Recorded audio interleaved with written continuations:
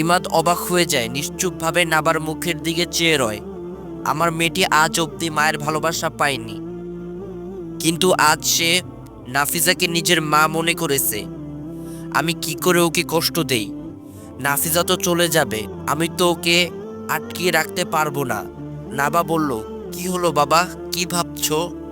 ইমাদ বলল, কিছু না মা, যা তুই তোর মায়ের কাছে যা, আমি আসছি। নাবা চলে যেতে ইমাদ রান্নায় ব্যস্ত হয়ে যায়। হঠাৎ করে তার মনে হলো, আমি নাবাকে কি বলে পাঠালাম। কথাগুলো ভাবতেই ইমাদ মুখে হাত দিয়ে ফেলে। আমি কি কোনো মায়াজালে পড়ে যাচ্ছি? না, আমার দ্বারা এরূপ কিছু হওয়া উচিত নয়। নাফিজা শুয়ে ভাবছিল, জীবনটা কত বিচিত্র, অনেক রকমের মানুষ, অনেক রকমের জীবন। হঠাৎ নাফিজার মনে হলো পর্দার আড়ালে কেউ লুকিয়ে রয়েছে। একটু বিস্মিত হয়ে নাফিজা জিজ্ঞেস করলো, কে ওইখানে? নাফিজার গলার স্বর পেয়ে নওরিন ওর সামনে এসে মাথা নিচু করে দাঁড়িয়ে রইল।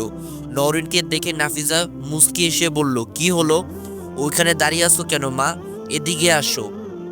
নওরিন অমনি কান্না করে নাফিজাকে এসে জড়িয়ে ধরে। সরি, আমি তোমাকে ইচ্ছে করে ব্যথা দেইনি। নাবা বলল, খালি আপুকে আদর করলে হবে, আমাকে করবে না? কথাটি শুনে নাফিজা দরজার দিকে তাকাতেই দেখে নাবা। চোখের জলগুলো সেরে বলল, তুই ওখানে দাঁড়িয়ে আসছিস কেন? এদিকে আয়। নাবা খিলখিল করে হাসতে হাসতে নাফিজাকে এসে শক্ত করে ধরলো।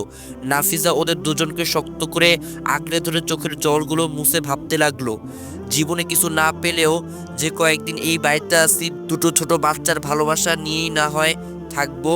ইমাদ হঠাৎ রুমে চলে আসে, এরূপ দৃশ্য দেখে আড়ালে দাঁড়িয়ে থাকে। নওরিন কান্না মাখা কণ্ঠে নাফিজাকে বলে, বিশ্বাস করো, আমি চাইনি তুমি পড়ে যাও। ফুফু আমাকে বলেছিল তুমি নাকি শুধু বাবার জন্য পায়েস রেখেছো, যা খেলে বাবাই আমাদেরকে ভুলে যাবে।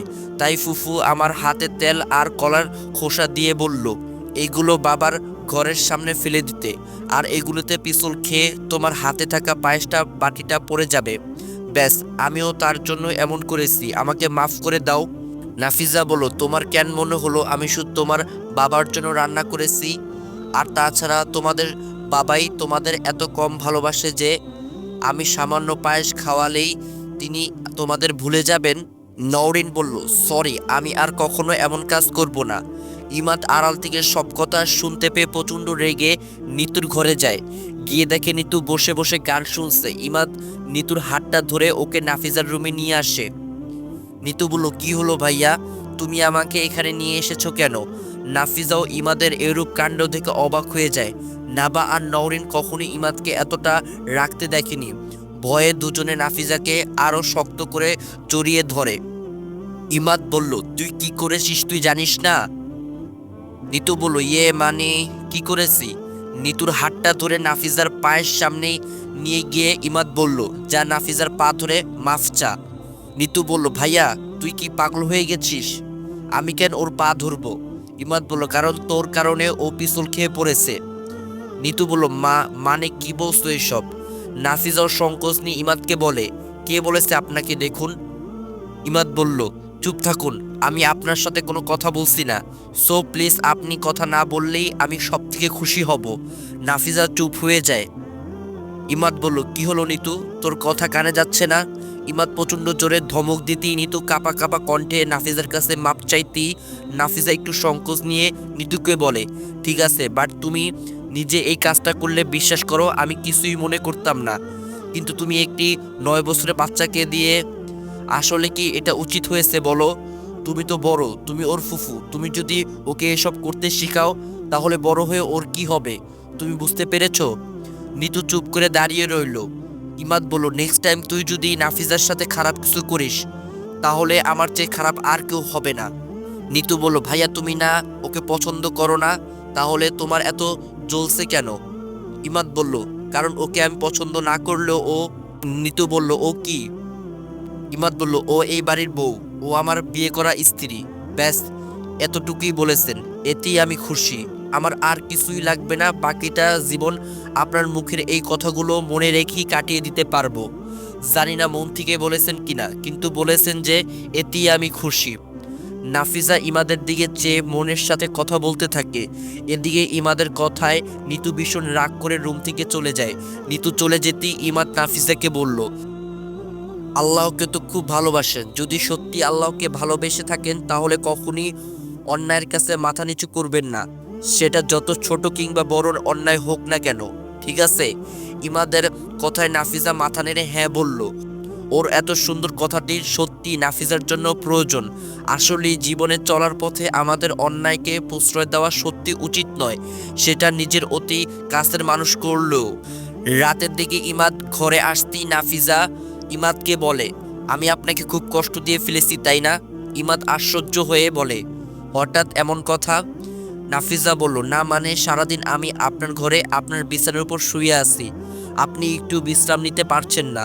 ইমাদ বলল, এমন করে বলার কি আছে, এই ঘরটি তো আপনারও, কেননা আপনি আমার ছেলেটি চুপ হয়ে যায়, বড্ড চাপা স্বভাবের, কখনোই নিজের মনের কথাগুলো প্রকাশ করে না, সবগুলো মনে রেখে নিজেই একা কষ্ট পায়। নাফিজা বলল, আমি আপনার কি? ইমাদ বলল, না কিছু না, এনিওয়ে খাবারটা খেয়ে ওষুধ খেয়ে ঘুমিয়ে পড়ুন, বেশি রাত জাগা স্বাস্থ্যের জন্য ভালো নয়। নাফিজা বলল, আপনাকে আমি আর কয়েকদিনই জ্বালাবো, আমি সুস্থ হয়ে গেলে সত্যিই চলে যাব। ইমাদ নাফিজার সামনে এসে ওর হাতটা শক্ত করে ধরে চেঁচিয়ে চেঁচিয়ে বলতে লাগলো, কথায় কথায় এত যাই যাই করেন কেন? আপনার ভিতরে মায়া ভালোবাসা কিছু নেই, তাই তো একজনকে ছেড়ে চলে আসতে পেরেছেন। ইমাদ বুঝতে পারলো না রাগের মাথায় সে মুখ ফুসকে এমন একটা কথা বলে ফেলল। নাফিজা মুখে ঠুটকো হাসি নিয়ে বলল, ও যদি আমার সামান্যটুকু ভালোবাসা গ্রহণ করত, আর ও যদি আমাকে সামান্যটুকু ভালোবাসা দিত, তাহলে বিশ্বাস করুন আমি ওকে ছেড়ে চলে আসতাম না। ইমাদ নাফিজার দিকে চেয়ে বলল, আই অ্যাম সরি, আসলে রাগের মাথায় মুখ ফুসকে কথাগুলো বের হয়ে গেছে। নাফিজা বলল, ঠিক আছে, ব্যাপার না, এসব শোনার অভ্যাস আমার আছে। ইমাদ বলল, প্লিজ রাগ করবেন না, আমি আপনাকে হার্ট করতে চাইনি। নাফিজা বলল, না না, করবো কেন? ইমাদ বলল, আচ্ছা আপনাকে একটা প্রশ্ন করতে পারি? নাফিজা বলল, জি বলুন। ইমাদ বলল, না মানে আসলে আপনার হাজবেন্ডকে আপনি ক্যান্সারে দিয়েছেন, তা খুব জানতে ইচ্ছে করছে। নাফিজা বলল, সিরিয়াসলি? এই তো কয়েকদিন আগেই বলেছিলেন আমার অতীত সম্পর্কে জানার আপনার কোনো আগ্রহ নেই, তাহলে আজ কি এমন হলো যে জানতে চেয়েছেন? ইমাদ বলল, আসলে আপনি বোধহয় জানেন না, মানুষের চিন্তা ভাবনা মিনিটে মিনিটে বদলায়। সেদিন যা বলেছিলাম তখন হয়তো আপনার সম্পর্কে আমার যে ধারণা ছিল তা হয়তো এখন পুরোটাই পরিবর্তন হয়ে গেছে। আপনি না বলতে চাইলে আমি জোর করব না। ইমাদ চলে যেতে চাইলে নাফিজা আনমনস্ক হয়ে ওর হাতটা আলতো করে স্পর্শ করে নয়ন বেয়ে অশ্রু মাটিতে গড়িয়ে পড়ে। ইমাদ ওর পাশে বসে। নাফিজা বলল, জানেন আমার না কপালটাই খারাপ, তাই তো এমন একজনের সাথে বিয়ে হয়েছে, আমাকে পূর্ণ করতে চেয়েছিল। ইমাদ বলল, মানে? নাফিজা বলল, আসলে আমার হাজবেন্ড মানে মোহন, ও কখনোই চাইতো না আমি পর্দা করি, ও চাইতো আমি সবসময় ফ্যাশন করে ওর বন্ধু বান্ধবদের সাথে আড্ডা দেই, নাইট ক্লাবে যেন যাই, ওর বসের সাথে যেন দেখা করি, মিট করি, ওর বসের সাথে, কলিগদের সাথে, বন্ধুদের সাথে যেন কথা বলি, হাসাহাসি করি, ফুর্তি করি। কিন্তু আমি ওকে কিছুতেই বুঝাতে পারলাম না যে আমি শুধু ওর সম্পত্তি। এখানে কাউকে নজর দিতে দেওয়া মানে নিজের পায়ে নিজেই কুড়াল মারা। আমি ওকে বোঝাতে পারতাম না যে আজ মরে গেলে কাল 2 দিন। এই দুনিয়ার রং তামাশা সবকিছু ক্ষণিকের। প্রতি রাতে মদ খেয়ে এসে আমায় মারতো, এমনকি বিয়ের প্রথম রাতেও নেশা করে এসে আমার গায়ে হাত তুলেছিল। সেদিনই বুঝে গিয়েছিলাম মা টাকার বিনিময়ে এই ছেলেটির কাছে আমায় বিক্রি করে দেয়।